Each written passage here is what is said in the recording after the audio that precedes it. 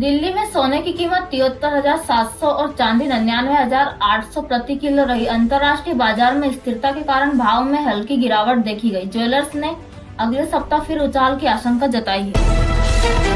थोक महंगाई दर जुलाई में 6.2% पर पहुंची। खाद्य वस्तुओं के दाम बढ़े। दूध, दाल और तेल की कीमतों में तेज उछाल। सरकार ने राहत पैकेज की समीक्षा के संकेत दिए। भारत में जुलाई 2025 में बेरोजगारी दर 8.3% दर्ज की गई। CMI के अनुसार सबसे ज्यादा बेरोजगारी हरियाणा, बिहार और झारखंड में। सरकार ने स्टार्टअप्स को टैक्स राहत देने की घोषणा की। CBSE ने 2025 की बोर्ड परीक्षा का नया टाइम टेबल जारी किया। अब 10वीं 12वीं की परीक्षाएं 15 फरवरी से शुरू होगी। छात्रों और शिक्षकों को तैयारी के लिए अतिरिक्त समय मिलेगा। भारत और जापान के बीच नई तकनीकी साझेदारी पर सहमति बनी। दोनों देश सेमीकंडक्टर निर्माण और 5G विस्तार में मिलकर काम करेंगे। प्रधानमंत्री मोदी और किशिदा ने संयुक्त बयान जारी किया। बिहार, झारखंड और पश्चिम बंगाल में भारी बारिश से जनजीवन प्रभावित। IMD ने अगले 48 घंटे के लिए रेड अलर्ट जारी किया। रेल और हवाई सेवाओं में देरी की खबरें।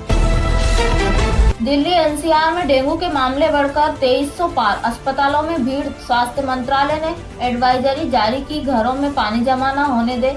नगर निगम ने फॉगिंग तेज करने का आदेश दिया। उत्तर प्रदेश के प्रयागराज में सांप्रदायिक झड़प। 12 लोग घायल। दोनों पक्षों ने एक दूसरे पर पथराव का आरोप लगाया। पुलिस ने स्थिति को नियंत्रण में बताया और धारा 144 लागू की। अक्षय कुमार की फिल्म स्वतंत्र वीर सावरकर ने पहले दिन 18 करोड़ रुपए की कमाई की। फिल्म को आलोचकों से मिला जुला रिस्पांस मिला। राष्ट्रीय भावना पर आधारित स्क्रिप्ट को दर्शकों का समर्थन मिला। सुप्रीम कोर्ट ने चुनाव आयोग से पूछा, एक साथ चुनावों पर सरकार की मंशा क्या है। सुनवाई के दौरान कोर्ट ने कहा, ये संवैधानिक और व्यवहारिक सवाल है। सरकार ने कहा, रिपोर्ट जल्द सौंपी जाएगी। राहुल गांधी ने कहा, भारत जोड़ो यात्रा पार्ट 2 अक्टूबर से शुरू होगी। इस बार यात्रा पूर्वोत्तर राज्यों पर केंद्रित रहेगी। भाजपा ने इसे पुरानी फिल्म का रीमेक कहा। अरविंद केजरीवाल ने कहा, 2029 तक दिल्ली को पूरी तरह सोलर सिटी बनाएंगे। सरकार ने 1500 मेगावाट की नई योजना पेश की। विपक्ष ने इसे चुनावी घोषणा बताया। प्रियंका गांधी ने राजस्थान में महिला किसानों के लिए अलग बीमा की योजना की मांग की। कांग्रेस ने बीजेपी सरकार पर महिला अधिकारों की अनदेखी का आरोप लगाया। राज्य सरकार ने इस पर विचार का आश्वासन दिया। गृह मंत्री अमित शाह ने पश्चिम बंगाल में रैली के दौरान ममता सरकार पर हमला बोला। उन्होंने कहा, 2026 में भाजपा बंगाल में कमल खिलाएगी। TMC ने इसे बाहरियों का दखल बताया।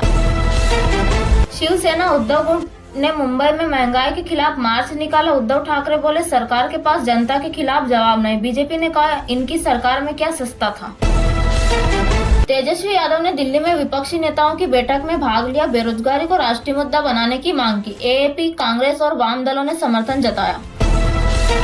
हिमंता बिस्वा शर्मा ने कहा, असम में 2026 तक हर नागरिक को डिजिटल ID मिलेगा। डिजिटल गवर्नेंस की दिशा में ये ऐतिहासिक कदम बताया। विपक्ष ने डेटा सुरक्षा को लेकर उठाए सवाल।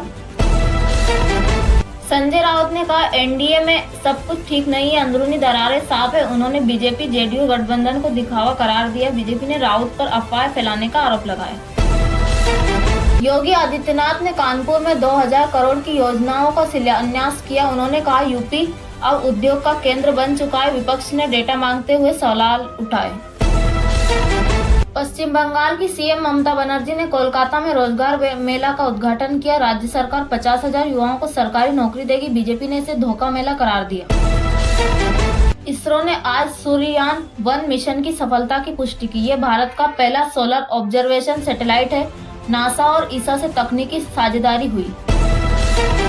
पेट्रोल 102 रुपये 30 पैसे और डीजल 89 रुपये 80 पैसे प्रति लीटर पहुंचा। तेल कंपनियों ने अंतर्राष्ट्रीय बाजार में कच्चे तेल के दाम बढ़ने को वजह बताया। जनता में नाराजगी बढ़ी। RBI ने 500 के नकली नोटों को लेकर नई चेतावनी जारी की। पिछले 3 महीने में 30,000 से अधिक नकली नोट जब्त किए गए। बैंक ने नोट पहचानने के लिए नया मोबाइल ऐप लॉन्च किया। मुंबई लोकल में टिकट के बिना यात्रा करने वालों की संख्या बढ़ी। CR ने 10 करोड़ रुपए जुर्माना वसूला। रेलवे ने चेकिंग अभियान तेज किया। यात्रियों से नियमों का पालन करने की अपील। पुणे में भारी बारिश से कई कॉलोनियां जलमग्न। स्कूल कॉलेज बंद। 12 घंटे में 170 मिलीमीटर बारिश दर्ज की गई। एनडीआरएफ की 3 टीमें राहत कार्य में जुटी है। चेन्नई के अस्पताल में पहली बार रोबोटिक रीढ़ की हड्डी की सर्जरी सफल, मरीज को मात्र 4 दिन में छुट्टी दे दी गई।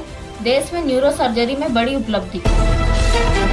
भारत में साइबर अपराध के मामले में 2025 में 35% बढ़े। सबसे अधिक मामले यूपी, महाराष्ट्र और तेलंगाना में। गृह मंत्रालय ने साइबर पुलिस स्टेशन की संख्या बढ़ाई। फ्लिपकार्ट ने 3 नए एआई फीचर लॉन्च किए, वॉइस असिस्टेंट, प्राइस ट्रैकिंग और इमेज सर्च। ग्राहकों को शॉपिंग में नई डिजिटल सुविधा मिलेगी। ये फीचर सभी ऐप यूजर्स के लिए लाइव कर दिए हैं। देश में प्लास्टिक वेस्ट 2024 के मुकाबले 9% बढ़ा, पर्यावरण मंत्रालय की रिपोर्ट। हर साल 2.3 करोड़ टन प्लास्टिक अपशिष्ट पैदा हो रहा है। सरकार ने सिंगल यूज प्लास्टिक पर फिर सख्ती के संकेत दिए। केंद्र सरकार ने नई राष्ट्रीय खेल नीति का मसौदा पेश किया। हर जिले में स्टेडियम निर्माण, स्कूलों में खेल अनिवार्य करने का प्रस्ताव। 2026 तक खेल बजट दोगुना करने का लक्ष्य।